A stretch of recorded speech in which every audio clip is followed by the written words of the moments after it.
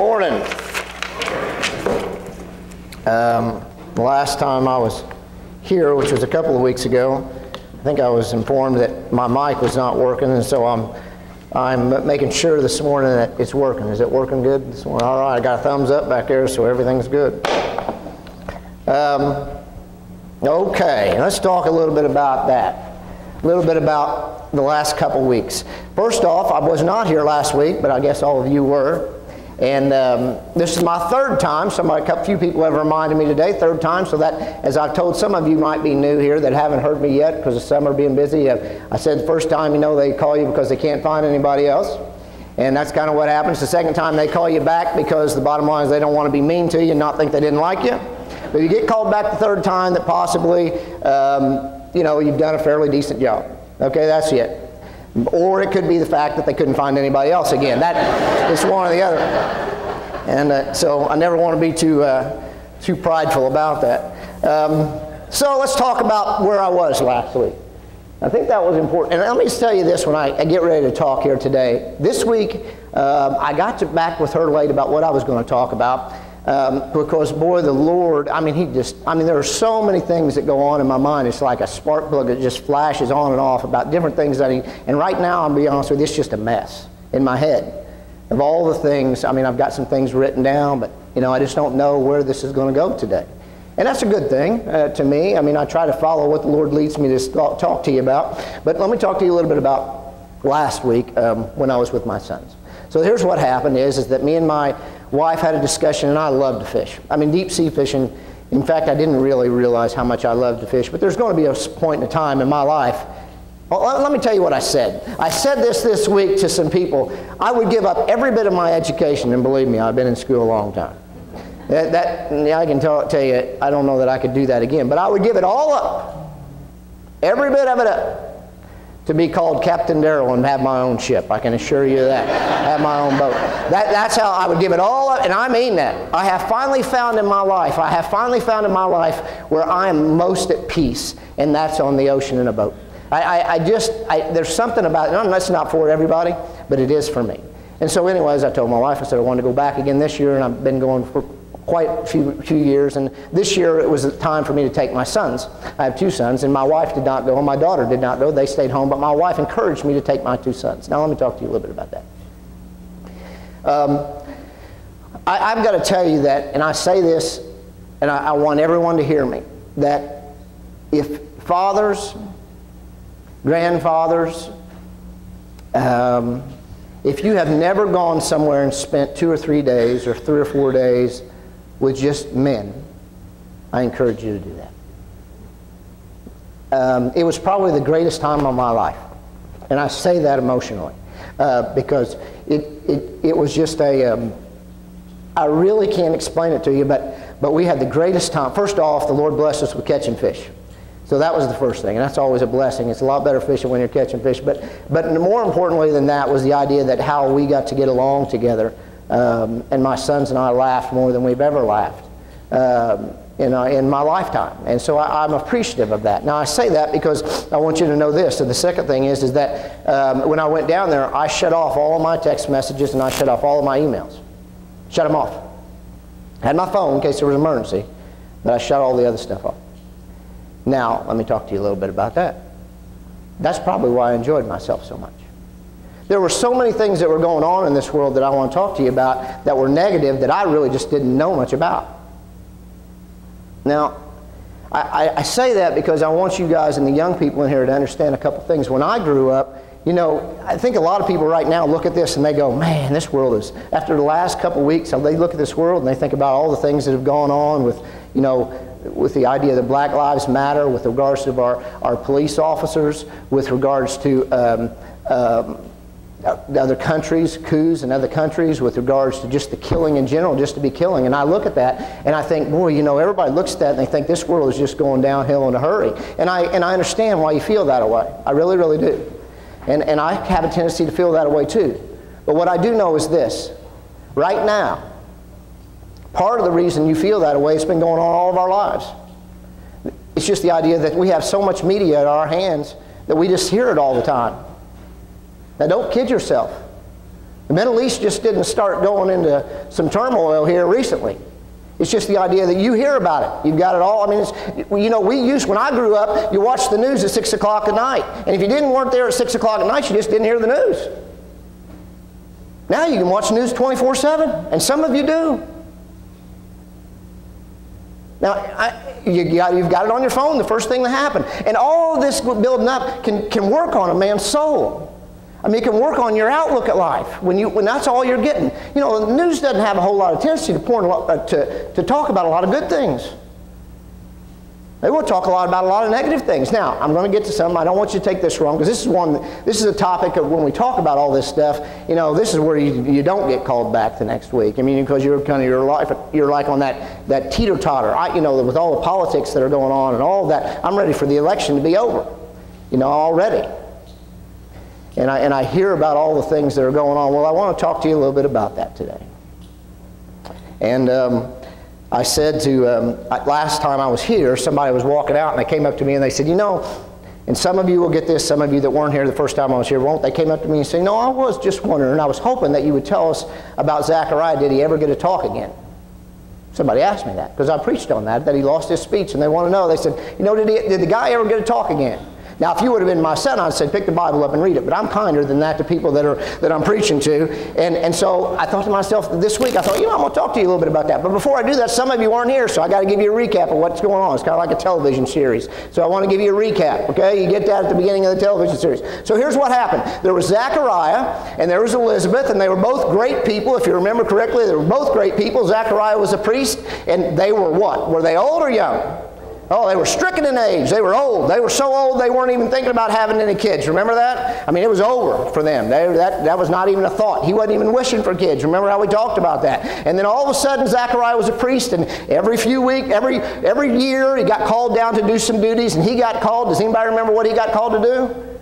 He was going to be the deliverer of incense. He was going to walk in the holy temple and be the deliverer of incense. And when he went in there, you know, that was the greatest of all. He only got to do that one time, remember? It was a great gift to be able to walk in there. And he walked in there with those two assistants. And then he went in there and he placed the incense on there. And all these prayers were going up for God. And all the people were outside. And it was just an amazing time to him. And an angel showed up. Remember? The angel showed up. And the angel said, your prayer's been heard. And we talked about that. And what that was, and that he was probably praying for the salvation of Israel. And he looked at him and said, no, by the way, he said, you're going to have a child. And that's when Zechariah probably fell flat on his face, because he really hadn't planned on having a child. Remember that? And then he says, you know, I'm an old man. We talked about that. He said, I'm an angel. And he said, I don't really believe you. And she said, well, you don't believe me? Fine. That's fine. Well, I'll show you that you can believe me. I'm going to take away your speech. Remember that? He took his speech away and he couldn't talk.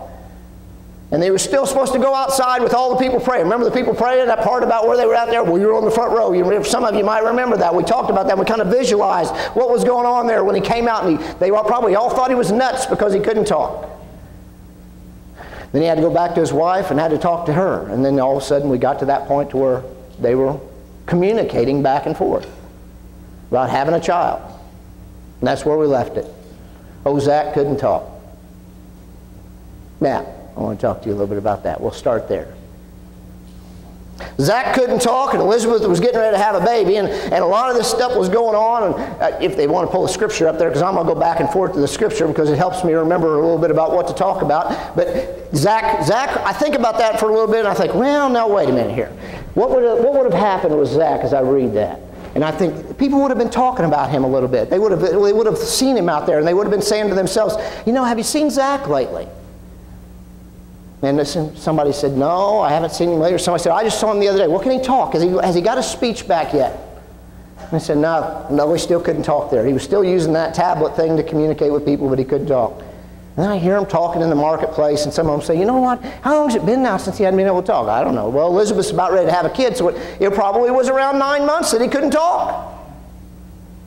I mean, I'm doing some math here, but from what I've been told, it usually takes about 9 months to have a kid, and he got lost at the end, and she was getting ready to have a kid. So around 9 months. That's a long time.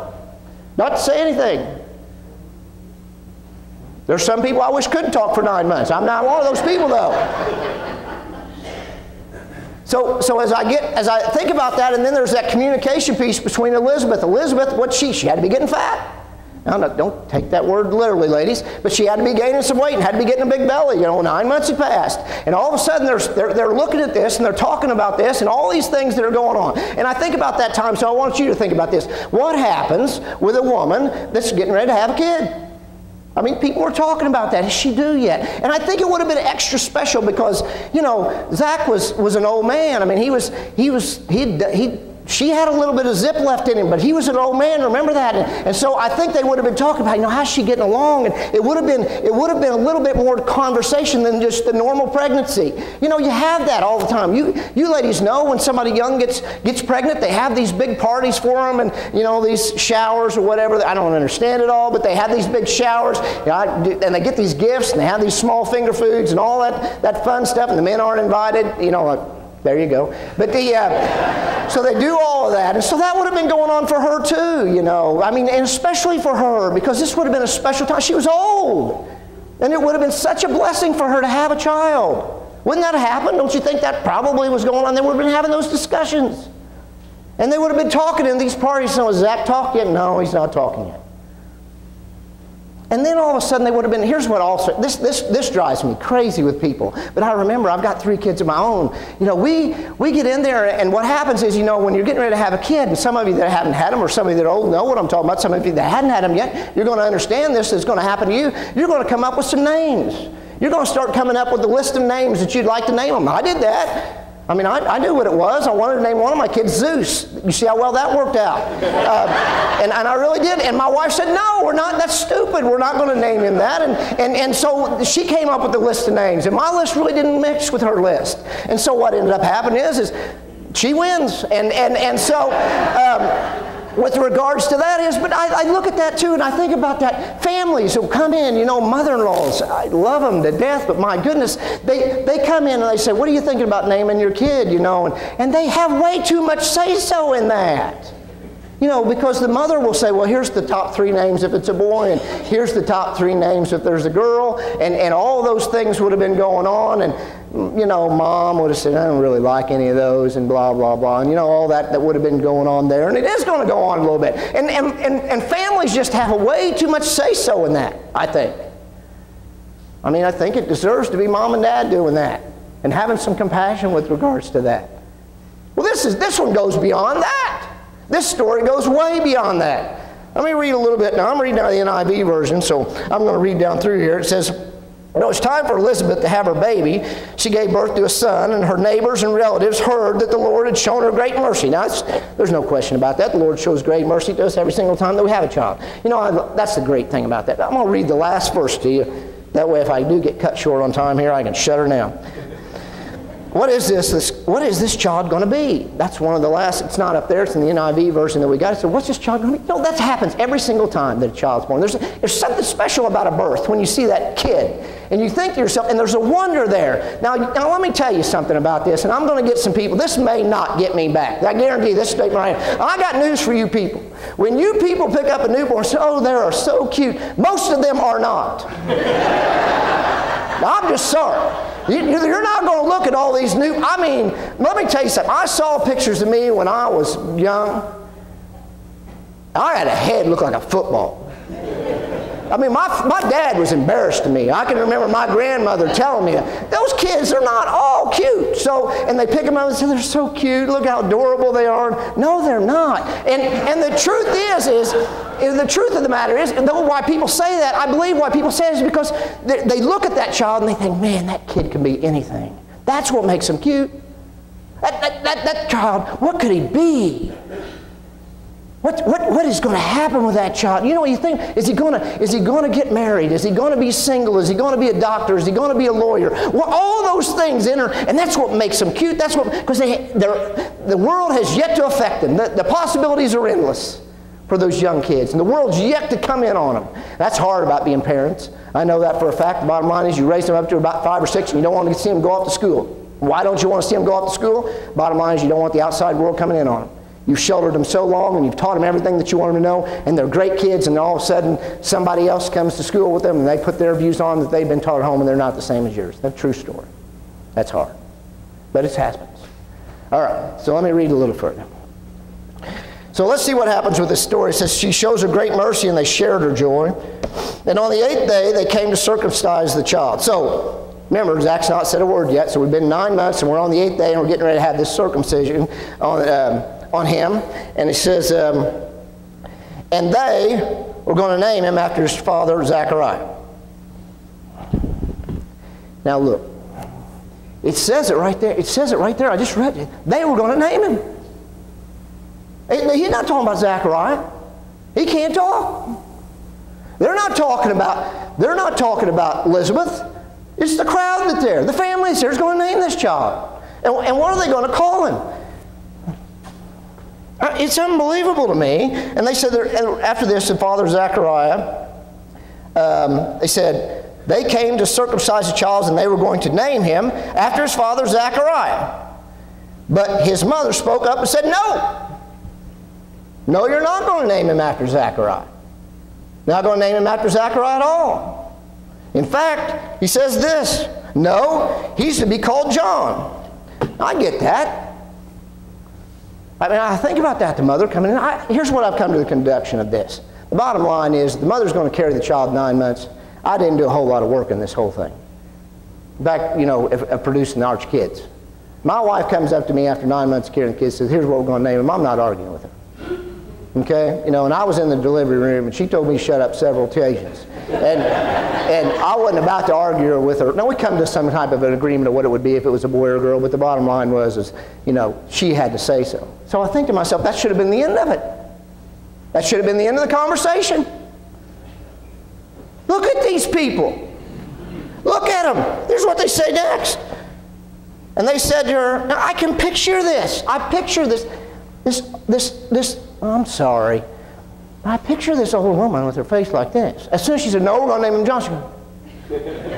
And what does she say? She goes, well, you don't have anybody else in your family named that name. I mean, that's what she says. I mean, there's nobody else in your family named. And I'm like, you got to be kidding me. What is this? And that's what she says. She says to her, there's no one among your relatives with that name.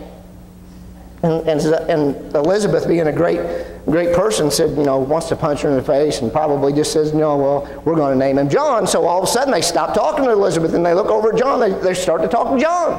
What do you have to say about this? We want to name him. And I'm sure some of them were sitting there saying, he's going to be on our side. He wants to have the kid named after him. And what does John say? He says, hand me that tablet. So they got that tablet. Don't forget now, they make motions to him, I think is what it says in the scripture. It says that they make motions to him. Remember that he can't talk, probably can't hear, so they're making motions to him back. And he says, give me that tablet. And he writes down on the tablet this. And then they make signs to his father and find out what he would like to name the child. And he asked for a writing tablet. To everyone's astonishment, she wrote, his name is John. Period. His name is John, period. That's what he wrote on the tablet. The tablet would have been a wooden, I looked at that, I thought, what kind of tablet would it have been? It was a wooden thing, had some wax on the back, had a tablet, and they wrote on it, and it kind of wrote the words on there. His name's John. And it says in there that the people were astonished. And I think they were astonished because the simple fact is they had come to a decision that they were going to name him John. Now, why would they have done that?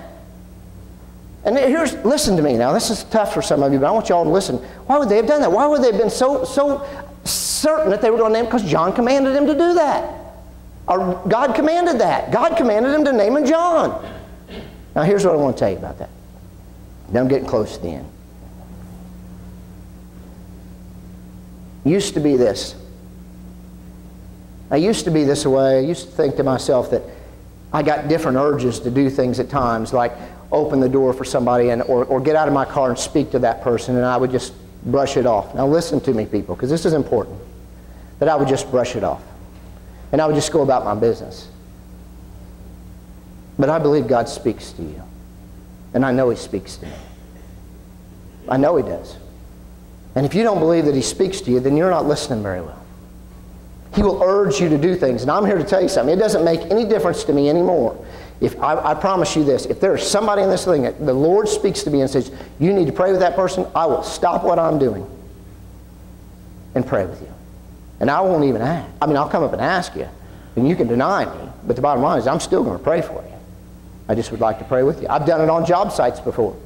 And I'm not saying that I have anything special that you don't have. I just know that when my heart tells me to do something, that I go do it. When the Lord, it's just like in this situation, the Lord commands them of that. And I think we need to listen more. I'm telling you, He speaks to you. If you're sitting there saying to yourself, He doesn't speak to me like that, I'm telling you, you need to listen more. You know what it feels like. You know when you get that urge to do something different. Do it one time. Do me this. You do it one time and see how you feel when you're done. And the second time it becomes easier. Back to the story. And he said that the Lord commanded it.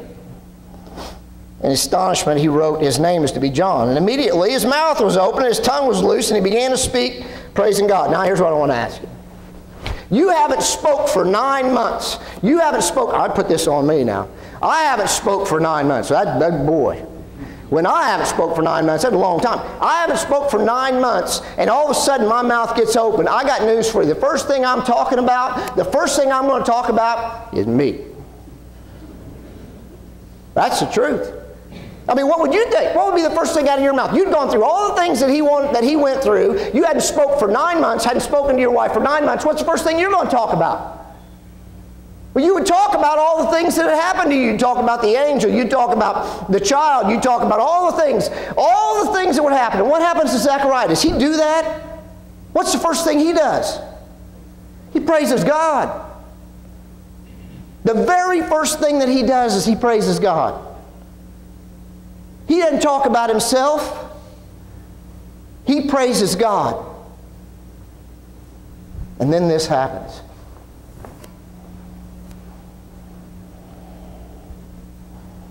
Immediately his mouth was open and his tongue was loose, and he began to speak, praising God. And the neighbors were filled with awe. And throughout the hill country of Judea, people were talking about all the things. Everyone who heard about it was in wonder, asking, what then was this child going to be? All right. Here's what I want to tell you. And this is where it hit me the hardest this week, and I'm finishing up. I asked myself this week, the people that surround me, what do they say about Darrell, Bobe?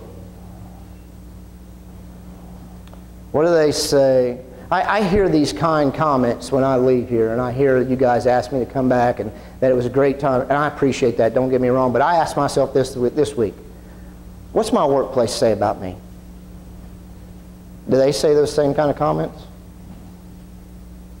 My close friends, my kids' parents that I'm around, what do they say about me? Do they say those kinds of things about me? That man is spirit-filled, that man leads the life, that man is close to God. Do they talk about my experiences? Do they talk about the things that I talk to them about with regards to salvation and moving closer to Jesus Christ? And I asked myself that this week. I didn't like what I got. I didn't like my answer. I mean, it says it right here. And this verse is so challenging to me, and I want you to, and I'm going to read it again to you. And I want you to ask yourself this when I read this verse to you. You think about yourself in this situation. Say it, he started to praise God.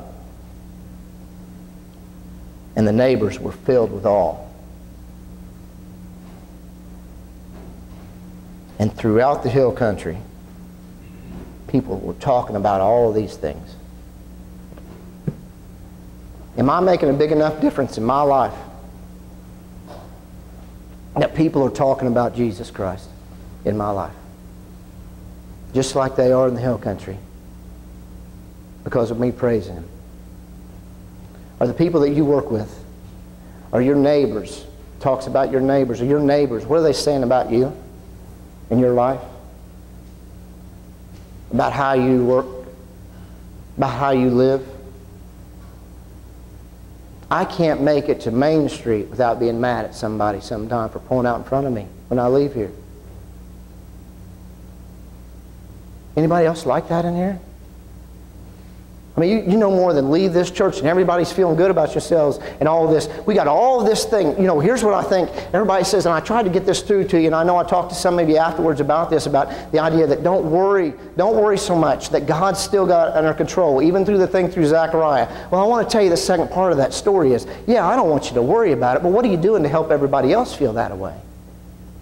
I tried to help you feel better that day. I tried to make you think that God's under control. He's got everything under control. Don't worry about all these instances. He's still on the throne. He's still in control. Life's going to be okay. Okay, fine.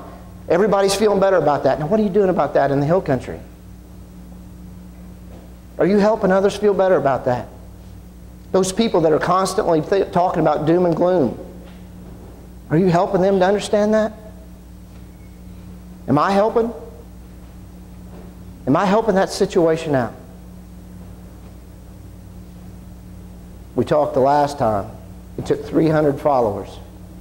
300 followers. Remember? Not 30,000. It took 300. I challenge you this week. As bad as things can be, seem to be, I challenge you not only to feel better about yourself because God's still in control, but I challenge you to make your workplace, to make your neighbors, to make your family that's not here, to understand that. I tried to help my sons understand that this week. And I'm telling you something, it was rewarding to me.